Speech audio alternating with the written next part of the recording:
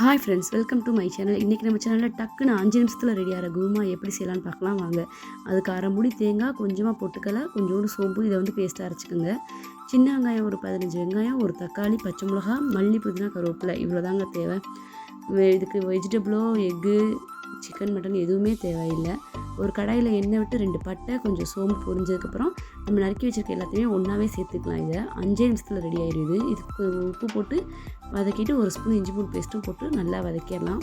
இது நல்லா வதங்கி பச்சை வாசம் போனதுக்கப்புறமா இது கூட மல்லி புதினாவும் சேர்த்துக்கலாம். நம்ம கண்டிப்பாக அதை நீங்கள் உங்கள் வீட்லேயும் ட்ரை பண்ணுங்கள். இது பார்த்திங்கன்னா சப்பாத்தி, பூரி, இட்லி, தோசை, இடியாப்பம் எல்லாத்துக்கும் ரொம்பவே டேஸ்ட்டாக இருக்கும். நம்ம அரைச்சி வச்ச தேங்காய் பேஸ்ட்டு தண்ணி கலந்து இதில் சேர்த்து தேவையான தண்ணி கலந்துக்கோங்க. பொட்டுக்கடலை இருக்கனால குருமா திக்காக தான் வரும்.